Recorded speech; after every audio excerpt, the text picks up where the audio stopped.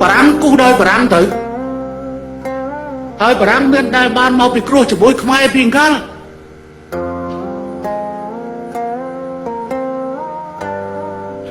មហាក្សត្រខ្មែរអតីតមហាក្សត្រខ្មែរគ្មានមហាក្សត្រខ្មែរអង្គណាចង់ឲ្យបាត់បង់ទឹកដីទេលើកលែងតែមួយចំនួនដែលគេថាប្រជាជាតិថាពីប៉ុន្តែគ្មានអ្នកណាមួយចង់ឲ្យបាត់បង់ទឹកដីទេ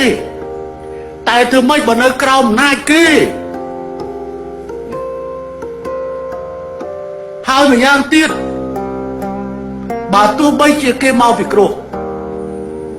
ក៏បានត្រឹមតែពីគ្រោះជាមួយរដ្ឋបាលនៅខាងលើព្រះមហាក្សត្រឬព្រះរាជាឬអបរាជអីពេលនោះ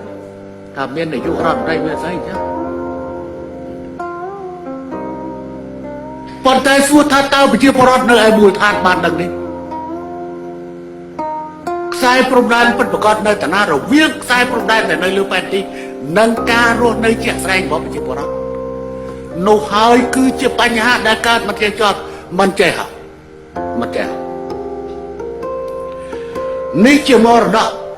ប្រវត្តិសាស្ត្រដែលកម្ពុជាបានទទួលពីអាណាព្យាបាលបារាំងហើយត្រូវទទួលបន្ទុកដោះស្រាយដោយខ្លួនឯងជាបន្តទៅទៀតបន្ទាប់ពីបារាំងបានចាស់ចេញពីនោះ